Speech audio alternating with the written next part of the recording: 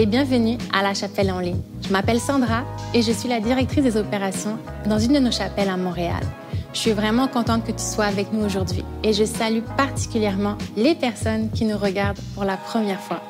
D'ailleurs, s'il y a des personnes que tu aimerais inviter, fais-le tout de suite. Voici comment va se passer la réunion d'aujourd'hui.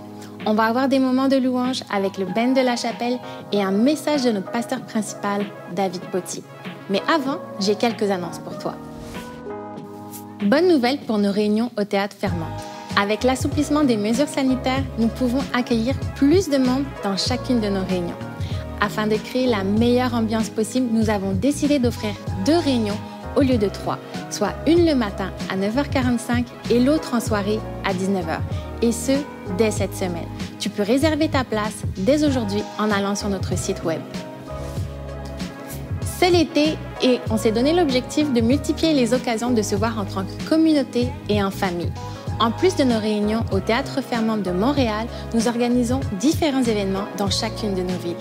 Hier, il y avait une soirée à Québec en vue de l'ouverture officielle de la Chapelle Québec en septembre.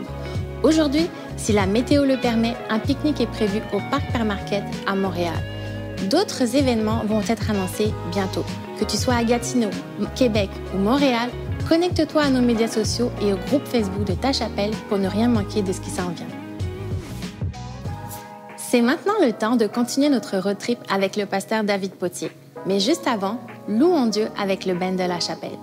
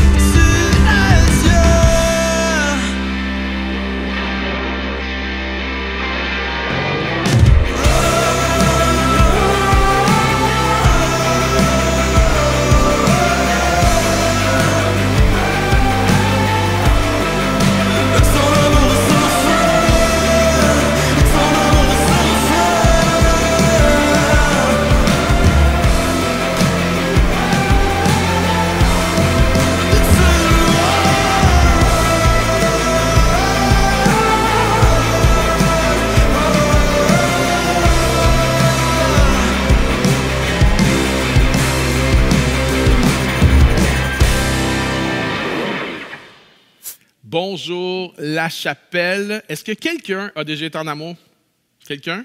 Oui? Le titre du message d'aujourd'hui, comment retrouver un amour perdu. On est dans une série Road Trip et aujourd'hui, notre road trip nous amène dans la ville d'Éphèse, en Asie mineure, alors que l'église d'Éphèse va recevoir une lettre qui a été écrite par l'apôtre Jean lui-même. Une révélation qu'il a reçue de Jésus pour cette église-là. On va lire la lettre dans Apocalypse chapitre 2, verset 1. Écrit à l'ange de l'église d'Éphèse, « Voici ce que dit celui qui tient les 7 étoiles dans sa main droite, celui qui marche au milieu des 7 chandeliers d'or. » C'est une métaphore pour Christ, c'est lui qui tient les 7 étoiles. Voici son message. « Je connais tes œuvres, ton travail et ta persévérance. Je le sais, tu ne peux supporter les méchants. Tu as éprouvé ceux qui se disent apôtres et qui ne le sont pas, et tu les as trouvés menteurs. Tu as de la persévérance, tu as souffert à cause de mon nom, et tu ne t'es pas lassé. » Jusqu'ici, on lit la description de cette église-là d'Éphèse et on se dit « Wow! Ils sont extraordinaires! C'est une église au-dessus de tous les reproches. Hein? Ils sont sérieux à propos de la sainteté. Ils prennent la sainteté au sérieux. Au verset 6, Jésus va leur dire « Vous avez de la haine pour les œuvres des Nicolaïtes. » Et en fait, c'était un relâchement des mœurs sexuelles. Il dit « Vous avez de la haine pour ça. Bravo, guys! Vous êtes sérieux à propos de la sainteté. » Savais-tu qu'aucune des tentations que tu traverses présentement, là, les premiers croyants les ont toutes vécues? Tout. Il n'y a rien de nouveau sous le soleil. Éphèse, c'était une ville obsédée par le sexe. Il y avait ce temple d'Artémise où il y avait des milliers de prostituées, hommes et femmes. Et quand tu allais à l'église, tu allais pratiquer une cérémonie sacrée avec des prostituées, hommes et femmes. Ça, c'est Éphèse. Okay? Alors, si tu dis, mon Dieu, où est rendue l'humanité? Le monde est obsédé par le sexe. J'aimerais te dire, lis la Bible. Les premiers croyants étaient dans une culture qui était obsédée par le sexe. Et malgré tout ça, ils avaient réussi à marcher dans la sainteté par la grâce de Dieu. En plus de ça, c'était une église qui avait une doctrine solide. Ils étaient capables de faire la différence entre la vérité et l'erreur. Il y avait des apôtres qui s'étaient présentés à eux, qui venaient de l'extérieur, qui se sont dit « Nous sommes apôtres » et ils les ont dénoncés. Ils ont dit « Non, vous n'êtes pas des vrais apôtres, votre enseignement n'est pas conforme à la sainte doctrine. » Il y avait une sainte doctrine. Il y avait un sérieux pour la sainteté. Puis en plus de ça, ils étaient persévérants. Tu ne peux pas dire de quelqu'un qui est persévérant s'il n'a pas traversé d'épreuves. Okay? Eux avaient des grandes persécutions. Peu d'entre nous, on peut dire « Ah, je vais perdre ma job à cause de ma foi. » Ou « Je peux me faire arrêter par la police à cause de ma foi. » Ou « Je peux même être tué à cause de ma foi. » Peu d'entre nous, mais pour eux, c'était une menace quotidienne. Vois-tu le genre d'église sérieux à propos de la sainteté, une doctrine solide, ils sont persévérants dans l'épreuve. Jésus leur dit « Vous êtes fidèles, guys. Vous êtes persévérant, vous vous détournez du mal, je suis fier de vous, je vous vois, je vois ce que tu fais de bien. » Quelqu'un a besoin d'entendre ça. Le Seigneur te dit, je le vois ce que tu fais de bien. Peut-être que les gens ne le voient pas, mais moi, je le vois. Vois-tu, l'église d'Éphèse, si je navigue sur le site web, je me dis, hey, ça, c'est l'église que je veux me joindre. Mais Jésus va leur faire une critique. Regardez au verset 4. Ce que j'ai contre toi. Attention.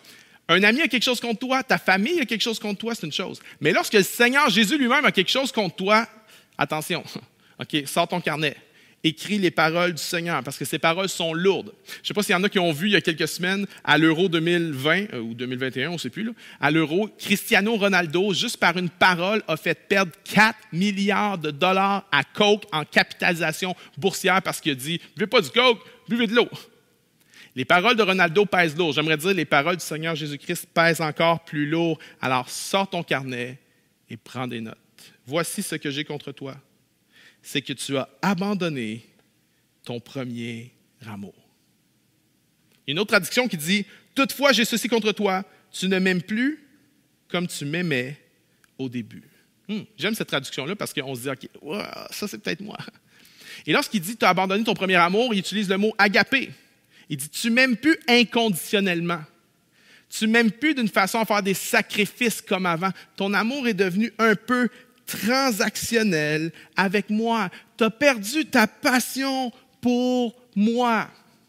Il y en a, tu fais la bonne chose. Je le sais que tu fais la bonne chose. Le Seigneur te dit bravo de faire la bonne chose. Mais savais-tu que Jésus n'est pas simplement concerné par notre comportement? Jésus est toujours concerné et plus concerné par les motivations derrière notre comportement. Lorsqu'on étudie Sermon sur la montagne, Jésus, c'est pas juste le comportement qui compte, c'est la motivation, c'est la raison. Nous, on dit à notre enfant, va faire ta chambre. Puis, s'il a fait, tant mieux, on est content, même s'il n'est pas content de faire sa chambre. Mais Jésus nous dit, non, va faire ta chambre, puis sois content de faire ta chambre. Hé, sérieux?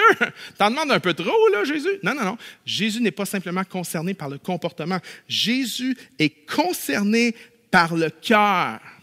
Est-ce que tu as perdu ta passion pour Dieu? Avant de venir à l'Église, c'était la chose que tu préférais. Est-ce que c'est encore le cas? Avant de lever tes mains à l'église, personne n'avait besoin de te dire « lève les mains ». Tu étais incapable de laisser tes mains baisser parce que tu avais trop de passion pour Dieu. Avant, tourner 5 minutes autour de l'église pour trouver un stationnement, ça ne te dérangeait pas parce que tu disais « de toute façon, je vais marcher puis je vais inviter quelqu'un à l'église avec moi que je vais rencontrer en passant ». Jésus veut pas seulement qu'on donne, qu'on prie, qu'on jeûne. Jésus veut qu'on le fasse pour les bonnes raisons. Et l'église d'Éphèse faisait la bonne chose. Mais il avait perdu la passion. C'était rendu robotique, routinier. Il avait remplacé la relation par la religion. Puis il y en a, c'est un peu ton cas en ce moment. Il y a quelque chose qui est en train de corrompre ton cœur. Tu dis, Pasteur David, corrompre, c'est un mot fort, justement. Quelque chose qui est en train de corrompre ton cœur. Tu es encore dans l'Église, pour l'instant. Tu sers encore Dieu, pour l'instant. Tu es encore dans ce mariage-là, pour l'instant. Ton corps est là, mais la question c'est, ton cœur, il est où? Est-ce que tu es rendu avec un cœur tellement encombré qu'il n'y a plus de place pour la passion pour Dieu, ou qu'une autre passion a pris la place de Dieu? Le succès, le sport, les séries télé, le plein air, le chalet, les rénaux, la déco. Et si tu es dans le ministère, ce qu'on appelle à temps plein, là, que travailler dans l'Église, c'est ta job. Pour tous ceux qui travaillent à la chapelle et pour tous ceux qui travaillent dans une autre Église, écoutez bien ceci. Je crois, après 15 ans de ministère, une de mes conclusions, là, c'est que travailler dans l'Église, c'est une des choses les plus dangereuses. C'est extraordinaire, c'est un privilège, c'est un appel, mais c'est extrêmement, extrêmement dangereux. Une des choses les plus dangereuses pour ton âme, c'est de travailler à l'Église, parce que c'est facile à l'Église de prêcher pour Jésus, mais de ne plus avoir de passion pour Jésus. De chanter, d'écrire des chants à propos de Jésus, mais de ne plus avoir de passion pour lui. De jouer dans le band, d'être un animateur de 5 à 7, mais de ne plus avoir de passion pour lui. Est-ce que tu es encore passionné pour Jésus? Je crois que chaque personne qui travaille dans une église en francophonie, on doit faire extrêmement attention. Je crois qu'on est à la veille de voir une vague d'apostasie comme on n'a jamais vu dans le corps de Christ, de notre vivant.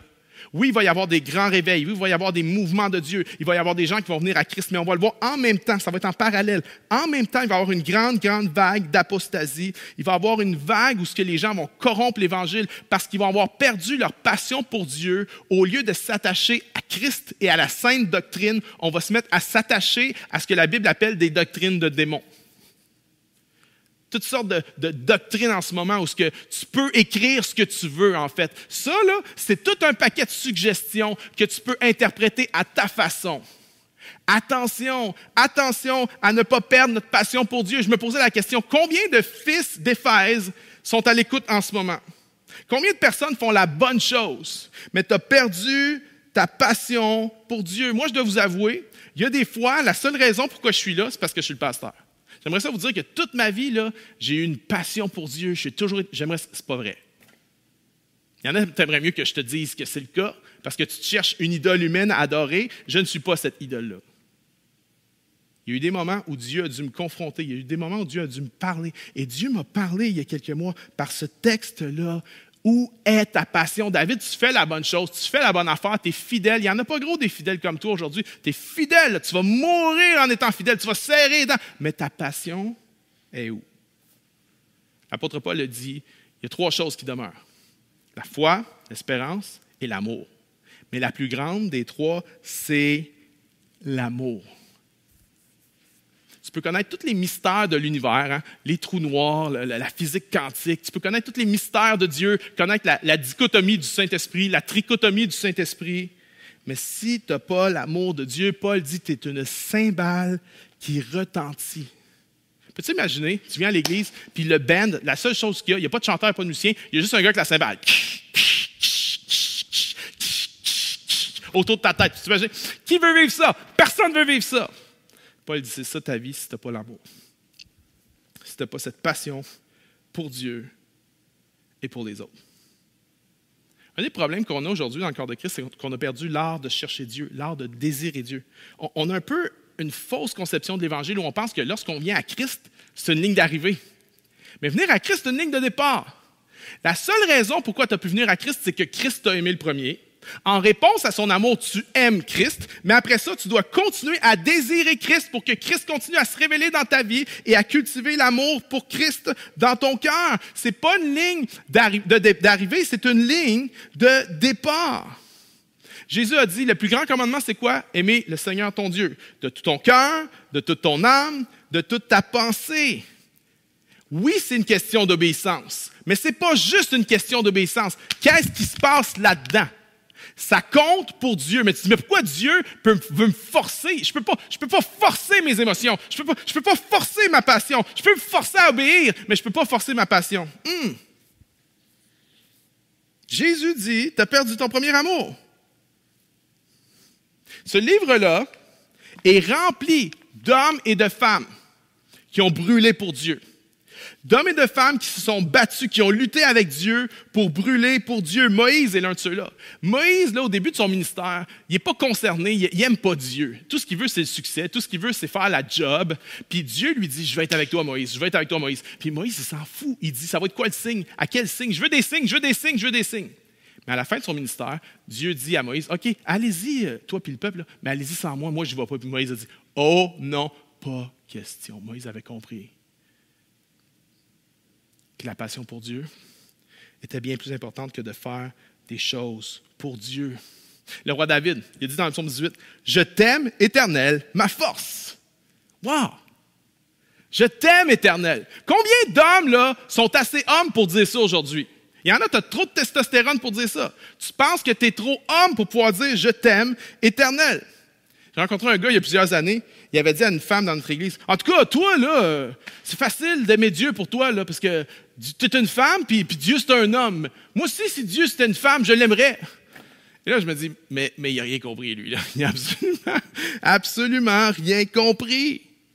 Si tu penses que tu es trop homme pour aimer Dieu, va t'asseoir avec le roi David, puis prends un souper avec lui. Si tu es un bon musicien, là, tu écris des bonnes tunes qui bénissent les gens. Mais parle-en David. Lui, les gens n'étaient pas juste bénis quand il jouait, les démons s'enfuyaient. Si tu penses que tu as réussi des exploits à la chasse, puis que tu es un homme, va parler avec le roi David. Lui, il a pas besoin d'une carabine pour tuer le gibier, il tuait l'ours à main nue. Si tu penses que tu as eu des bons exploits au football ou à la lutte ou à la boxe, parle avec le roi David. Lui, il a tué un géant de 9 pieds avec une roche. Il a coupé la tête, il a montré la tête au peuple des Philistins et toute l'armée des Philistins s'est enfuie en courant. Ça, c'est de la testostérone. Ça, c'est, on dit en anglais, a man's man. Puis il dit, je t'aime, ô Éternel. Il y a abondance de joie devant ta face, comme une biche soupire après des courants d'eau. Mon âme soupire après toi, ô Dieu. David aimait Dieu. L'apôtre Paul, le mantra de sa vie, on le voit dans Philippiens, c'est que je puisse le connaître. Puis il dit, je regarde tout à mon passé, toutes les belles choses, là, le fait que j'ai une formation rabbinique, le fait que j'ai grandi au pied de Gamaliel, le fait que je suis un Hébreu né d'Hébreu, je regarde tout ça comme des vidanges, comme de la boue, afin de connaître Christ, de gagner Christ. Attention à une connaissance intellectuelle de Dieu seulement. Attention. Faut faire très attention. On a fait un sondage récemment à La Chapelle, on a découvert plein de choses intéressantes. Une des choses qu'on a découvert, c'est que La Chapelle, on est plus éduqué que l'Église moyenne au Québec. On a plus de gens qui ont un bac. On a plus aussi de gens par capita qui ont un bac en théologie que probablement n'importe quelle église au Québec. Mais à tous ceux qui aiment la connaissance, parce qu'on est une église éduquée qui aime la connaissance, attention, chercher la connaissance intellectuelle sans la connaissance du cœur, ça mène à la mort. Et s'il y en a un qui était bien placé pour le savoir, c'est l'apôtre Paul. Lui, double, triple doctorat. Il a dit ceci. La lettre tue. mais l'Esprit vivifie. Je veux dire quelque chose de très fort, mais l'expérience m'a prouvé que c'est vrai. Ce verset-là, là, il est tellement, tellement vrai. Lorsque tu cherches à connaître des choses sur Dieu, sans chercher Dieu, sais-tu ce qui se passe avec ton cœur? Il s'endurcit. Tu peux perdre Dieu en lisant la Bible. Tu peux t'endurcir en lisant la Bible. Est-ce que tu as perdu ta passion pour Dieu? Mais voici ce que j'aime. Jésus, il leur dit, voici ce que vous faites de bien. Voici ce qu'il faut qu'ils changent. Mais il leur donne une solution. Il ne va pas juste leur dire, il faut que tu changes. Puis il te laisse à toi-même. Non, non, non. Il dit, il faut que tu changes. Puis regardez ce qu'il va leur dire. Il va dire ceci. D'abord, il va dire, souviens-toi d'où tu es tombé. Verset 5. Souviens-toi d'où tu es tombé. Il dit, souviens-toi. Tu veux retrouver ta passion pour moi? Souviens-toi. Souviens-toi quand tu étais sauvé. Souviens-toi quand tu étais guéri. Souviens-toi quand tu étais tellement désespéré que tu n'avais plus le goût de vivre, comment Dieu est venu te sortir des ténèbres, te sortir du désespoir, te sortir de la noirceur. Rappelle-toi comment tu étais passionné pour Dieu avant. Rappelle-toi comment tu dévorais sa parole. Rappelle-toi comment la chose que tu avais le plus hâte, c'était d'être avec d'autres croyants. Rappelle-toi comment tu étais heureux de parler de ta foi aux autres. Rappelle-toi. Souviens-toi. Souviens-toi, dit le Seigneur, souviens-toi d'où tu es tombé. C'est là que ça commence. Arrête-toi, réfléchis. C'est quand que j'étais le plus passionné pour Dieu. C'est quand je vibrais plus pour Dieu. Souviens-toi de ce moment-là. Mais deuxième étape, il dit repens-toi. Repens-toi. La chose qui nous empêche de devenir ce que Dieu nous appelle à devenir, c'est souvent notre manque de repentance. Mais chaque moment dans ma vie qui ont été des moments vraiment là, d'être propulsé de l'avant, ça a été des moments de repentance profonds. Mais on a un problème aujourd'hui. On ne se repent pas. On fake la repentance. Hein? On fait comme, je vais me repentir. On fait un 360. Mais la repentance, ce n'est pas un 360. La repentance, ce n'est pas de dire, ah oui, c'est vrai, ce n'est pas une bonne idée. Il y a des choses qu'il faut que j'arrête de faire. Non. Et on revient exactement à la même place. Non, la repentance, c'est un 180. La repentance, c'était je m'en allais par là, et maintenant, je m'en vais de l'autre côté, dans l'autre direction. Jésus dit, souviens-toi, et puis repens-toi. En bon québécois, là, arrête de faire les affaires qui t'endurcissent.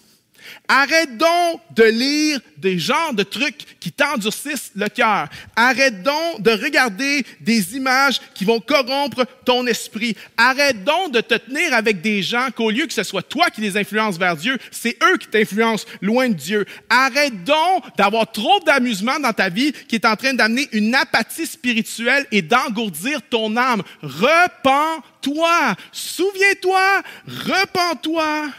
Regardez ce qu'il dit après. Pratique tes premières œuvres. Voyez-vous, le Seigneur ne dit pas à l'Église, OK, retrouvez votre passion. Soyez passionnés, let's go. Demande au pasteur qui prie pour toi, tu vas retrouver ta passion. Non, il dit, voici comment tu vas retrouver. Tu vas te souvenir de ces moments-là. Tu vas te repentir des choses que tu dois arrêter de faire. Puis tu vas commencer à faire les choses que tu faisais avant. Pratique tes premières œuvres. Voyez-vous, souvent, nous, on pense que notre amour pour Dieu, on l'a perdu. J'ai perdu mon amour pour Dieu. Mais en fait, ce n'est pas ça que Jésus dit. Jésus ne dit pas, tu as perdu ton amour pour moi, tu as perdu ta... Il dit, tu as abandonné. On ne le voit pas de même. Hein? Nous, on pense qu'on l'a perdu. Oh, mon Dieu, je suis une victime, je l'ai perdu. Jésus dit, non, tu l'as abandonné. Et les choses que tu faisais, puis tu t'en rendais peut-être pas compte, mais que ça gardait ton amour pour moi. Puis tu as arrêté de les faire. Puis tu as abandonné ton amour. Je parlais avec un jeune homme cette semaine. Puis je fais un suivi avec lui parce qu'il a à cœur d'arrêter de consommer de la pornographie. Puis il marche dans la victoire pendant plusieurs semaines. Puis je l'appelle une semaine. Je dis, comment ça va? Ah, ça va vraiment mal. Je dis, OK. Qu'est-ce qui est différent? Qu'est-ce que tu faisais que tu ne fais plus? Puis la réponse est venue tout de suite. J'ai arrêté d'aller à l'église à chaque semaine. Il n'y a même pas eu besoin de réfléchir. Souviens-toi, repens-toi, pratique tes premières œuvres. Il ne dit pas, dis Dieu, j'ai perdu ma passion, redonne-moi ma passion. Non, souviens-toi, repens-toi, pratique tes premières œuvres. Un des plus grands mensonges qu'on croit aujourd'hui, là, c'est que lorsqu'on a perdu notre passion pour quelque chose, on doit lâcher. Hein? On nous enseigne aujourd'hui, poursuis ta passion. C'est important, poursuis ta passion. Savez-vous qu'on enseigne ça même dans l'Église? Poursuis ta passion. Je pense que c'est un des pires conseils qu'on peut donner à nos jeunes, c'est de poursuivre leur passion. C'est pas ça la question. C'est pas ta passion que tu dois poursuivre, c'est ton appel. Poursuis ton appel. Parce que si tu poursuis ta passion, je peux te dire que la passion va avoir des ups et des downs. Qu'il y a des moments, là, si je poursuis ma passion, c'est tout ce qui va arriver, je vais juste lâcher. Il y a des moments, si je poursuis ma passion, c'est ce que je vais faire, je vais juste la sacrer là, ma femme. Puis elle n'est pas si pire que ça. Il y a des moments, là, si je poursuis ma passion, je vais juste la sacrer là, ma job. Je vais juste le lâcher, mon ministère. Je vais juste le lâcher, le Seigneur, si je poursuis ma passion, parce que les passions, ça va et ça vient. Je suis pas appelé à poursuivre ma passion. Je suis appelé à poursuivre mon appel. Je suis appelé à poursuivre mon appel. Et quand je poursuis mon appel, Dieu me demande de poursuivre mon appel avec passion. Mais comprenez-vous la différence? Comprenez-vous? Je ne suis pas appelé à poursuivre ma passion. Je suis appelé à poursuivre mon appel. Et dans cette poursuite-là, j'ai besoin de l'aide de Dieu pour faire mon appel avec passion. La solution, là, c'est pas de lâcher. La solution, c'est pas de dire, ah, mais je le sens plus. Non, non. La solution de Jésus, c'est souviens-toi, repens-toi, pratique tes premières œuvres. Puis les émotions vont suivre les actions. Si tu te souviens, si tu te repens, tu arrêtes de faire les choses, puis tu commences à faire les autres choses, les émotions vont suivre les actions. C'est vrai, ça. C'est vrai dans la Bible, c'est vrai dans la recherche. Il y a des recherches qui sont faites en psycho. On a réalisé que lorsqu'on demande à des gens de se mettre un crayon dans la bouche comme ça et de lire certaines phrases, le niveau de joie monte. Pourquoi? Parce que de se forcer à sourire, je le sais, on n'aime pas ça, se forcer. Là, je le sais. Puis c'est pas de faker, c'est pas de manquer d'authenticité, c'est pas ça. C'est une question d'obéissance. Lorsque la personne sourit forcée, c'est ce qui se passe? Elle devient plus joyeuse. À son insu. Parce que ce que je fais a des conséquences sur comment je me sens.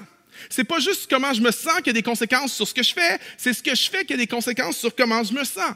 Bon, avec la COVID, j'ai arrêté de m'entraîner, mais avant, j'étais quand même j'étais rendu pas si pire, puis moi, j'aime pas ça m'entraîner. Okay? C'est pas mon style. Je sais que ça paraît pas comme ça que j'aime pas m'entraîner, mais je sais que c'est dur à croire, là, mais j'aime pas ça m'entraîner. Alors, je me suis dit, il faut que j'apprenne à aimer ça m'entraîner. Alors, je faisais le treadmill, je faisais le tapis roulant, puis là, à un moment donné, je faisais le treadmill comme ça.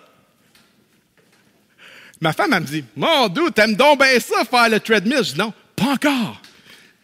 Mais ça va venir. » Vois-tu, c'est pas d'être fake. Non, c'est pas d'être fake. C'est d'être obéissant. C'est de pratiquer les premières œuvres. Tu veux te sentir reconnaissant, agis d'une façon reconnaissante. Tu veux te sentir passionné, agis comme quelqu'un de passionné. Tu veux sentir l'amour, agis comme quelqu'un qui aime. Ta responsabilité et ma responsabilité, c'est de pratiquer nos premières œuvres. La responsabilité de Dieu, lorsqu'on se repent et qu'on pratique nos premières œuvres, c'est de restaurer la passion. C'est pas à toi de le faire, c'est à lui. Toi, tout ce que tu as à faire, souviens-toi, repens-toi, pratique tes premières œuvres et la passion va revenir. Parce que Jésus, il dit au verset 5, « Repens-toi, sinon je vais enlever ton chandelier de sa place. » C'est possible de perdre notre place parce qu'on a perdu notre passion. C'est possible que si tu perds ta passion pour ton épouse, tu vas perdre ton épouse. C'est possible que si tu perds ta passion pour ta job, tu vas perdre ta job. C'est possible que si tu perds ta passion pour la sainteté, tu vas perdre ta sainteté. Vois-tu, le Seigneur ne nous demande pas seulement si on fait la bonne affaire. Je sais que tu fais la bonne affaire. Puis je sais que tu essaies de faire la bonne affaire.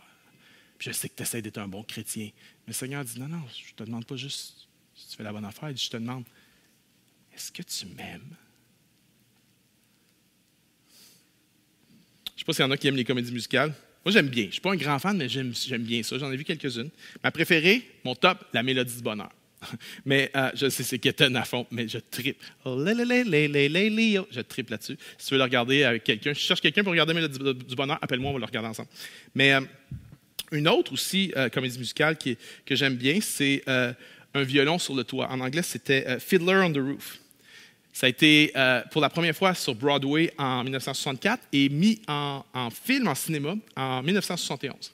C'est l'histoire d'une famille d'une famille juive en Russie au début des années 1900. Et le personnage principal, c'est un papa, et il a 5 filles. Et dans leur tradition, eux, à cette époque-là, le papa fait des arrangements pour marier ses filles. C'est comme le matchmaker. Ça, c'est la tradition.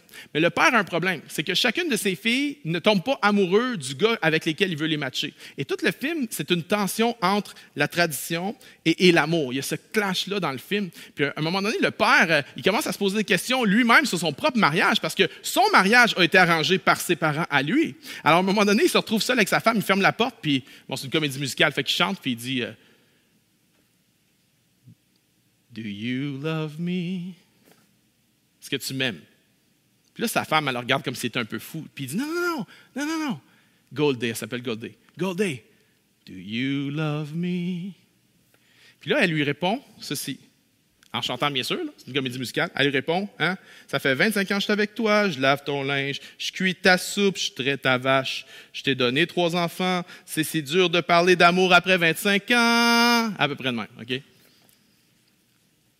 Et là, lui répond, non, c'est pas ça que je t'ai demandé. Je t'ai pas demandé ce que tu fais pour moi. Je t'ai demandé, do you love me? Puis elle répond, on vit ensemble, on râle ensemble, on paie ensemble, on fait tout ensemble. Mais c'est pas ça qu'il veut savoir. Il veut pas savoir la liste de ce qu'elle fait pour lui. Il veut savoir, do you love me? On peut le comprendre. Qui veut juste être dans une relation par obligation?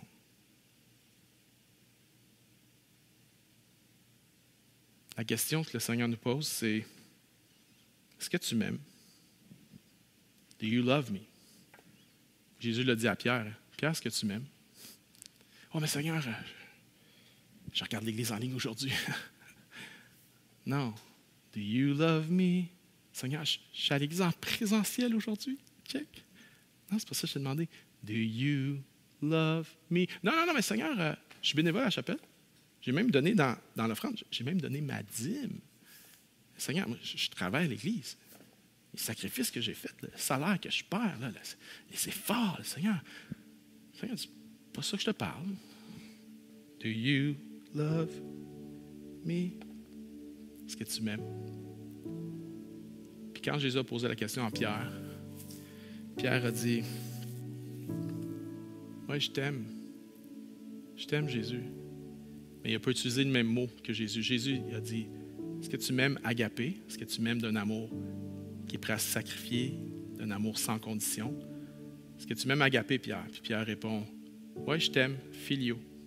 Je t'aime comme un ami. Je fais des choses pour toi. Et Jésus repose la question, Pierre, est-ce que tu m'aimes agapé? Et Pierre répond, oui, je t'aime, filio. Puis la 3e fois, Jésus dit, Pierre, est-ce que tu m'aimes, filio? Et là, Pierre part à pleurer.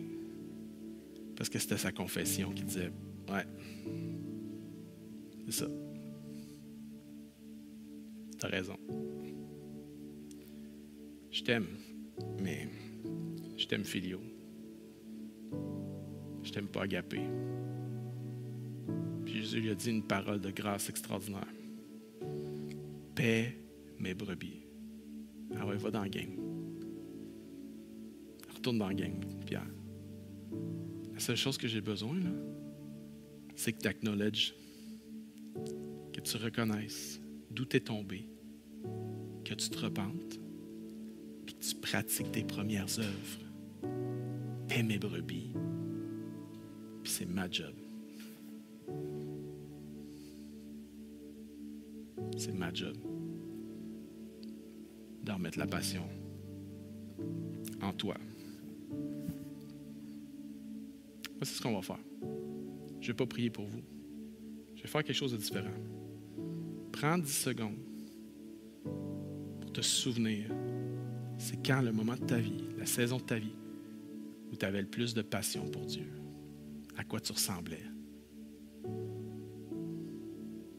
Prends un moment pour réfléchir.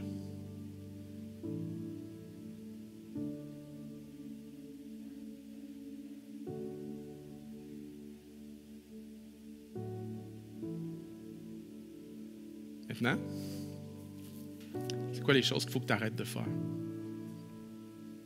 C'est quoi les choses que tu ne faisais pas dans ce temps-là que tu fais aujourd'hui? Qui viennent voler, aspirer tes affections pour Christ? C'est quoi la chose? C'est quoi la relation? C'est quoi le truc? Le voleur de passion qui t'a donné de l'espace. Repens-toi. Puis maintenant, pratique tes premières œuvres. C'est quoi le truc que tu faisais lorsque tu étais si en feu pour le Seigneur que tu ne fais plus maintenant? Repens-toi, pratique tes premières œuvres. Et tu vas voir Dieu venir ranimer la flamme en toi. Pratique tes premières œuvres. Là, je vais prier pour toi. Seigneur, ce message, c'était pour moi, c'était pour chacun d'entre nous. Je te prie que ça ne tombe pas par terre. Je te prie que ce soit une parole qui va être portée par ton esprit. Et je te prie que ce soit même une nouvelle saison dans la vie de notre Église, dans la vie de notre équipe, dans la vie de nos bénévoles, dans la vie de notre staff. Une nouvelle saison où on va dire, on aime Dieu, on fait des choses pour Dieu. Ouais. Mais on aime Dieu. C'est dans le nom de Jésus que j'ai prié. Amen. Amen. Hey, peut-être tu n'as jamais eu cette passion-là pour Dieu. Peut-être tu n'as jamais donné ta vie au Seigneur. Tu peux le faire maintenant. Tu peux lui dire, Seigneur Jésus, je te donne ma vie. Je te donne ma vie. C'est la première conversation que tu vas avoir avec Dieu. Ce ne sera pas la dernière. Mais c'est le début. Ça commence là. Seigneur Jésus, je te donne ma vie. Si tu donnes ta vie au Seigneur Jésus aujourd'hui, écris-nous. Bienvenue à commerciallachapelle.me. Maintenant, mes amis, chantons, adorons le Seigneur maintenant d'un cœur passionné.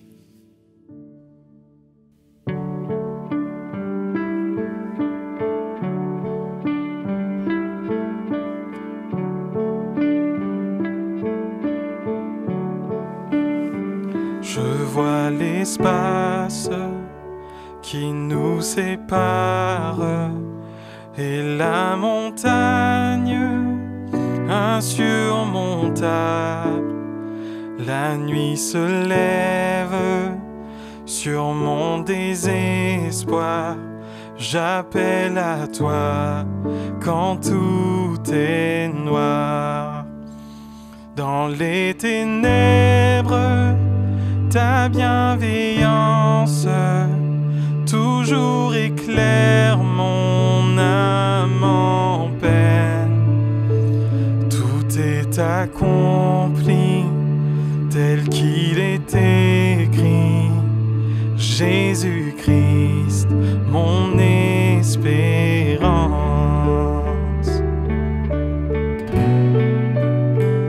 Inconcevable miséricorde, grâce insondable à l'infini, le Dieu des âges, laissant sa gloire, porte à ma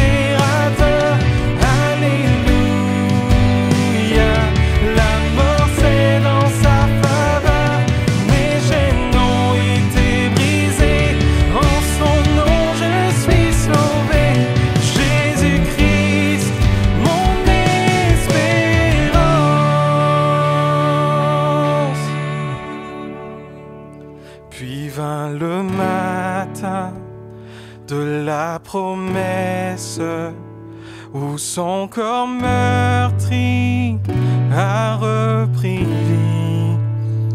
Dans le silence, sa voix retentit. La mort sur moi n'a pas de pouvoir.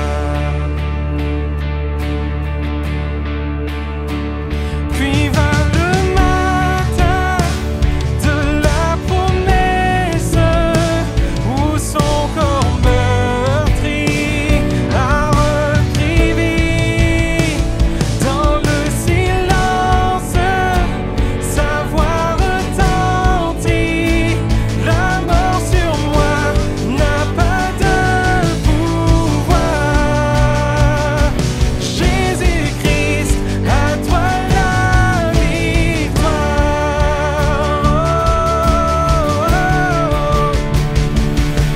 Alléluia, gloire à mon libérateur. Alléluia, la mort c'est dans sa faveur. Mes chaînes ont été brisées, en son nom je suis sauvé. Jésus-Christ, mon espérance. Alléluia, gloire à mon libérateur. Alléluia, la mort c'est dans sa faveur. Mes chaînes ont été brisées, en son nom je suis sauvé. Jésus-Christ, mon espérance.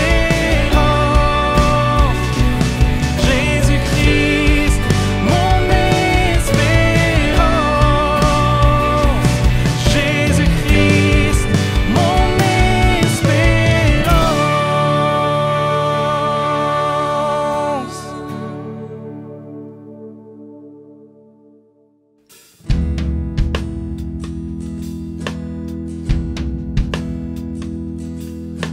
Je te donne mon cœur, il ne m'appartient plus. Ce que j'ai de meilleur, tout est pour toi, Jésus. Un parfum de valeur sur toi est répandu. C'est l'offrande de mon cœur. Je suis à toi, Jésus. Prends mon âme, prends mon cœur. Je te donne tout. Prends ma vie, me voici. Je te donne tout. Mon cœur est à toi. Tout à toi.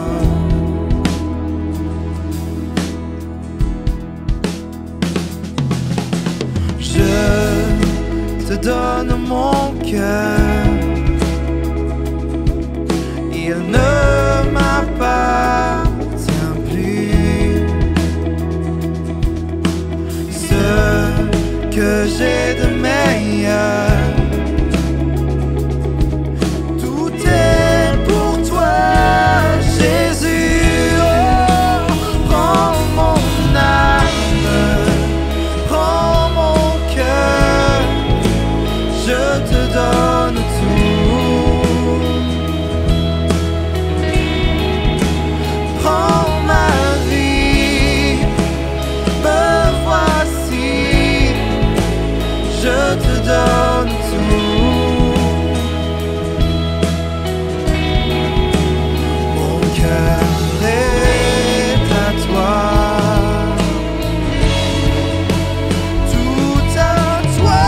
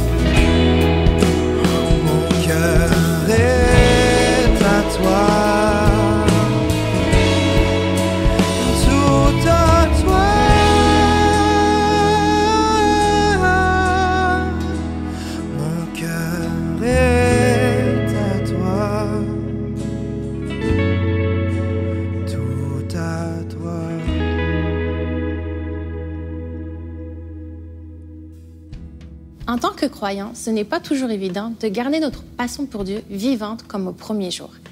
Un des moyens de continuer à poursuivre ton appel avec passion, c'est de le partager avec des personnes qui ont le même amour que toi pour Dieu. Si tu habites à Montréal, je t'invite vraiment à venir te joindre à nous au Théâtre Fairmont pour une de nos réunions en personne. Mais l'Église et ton amour pour Dieu, ça ne se vit pas seulement le dimanche. Il y a nos 5 à 7 qui se réunissent en semaine.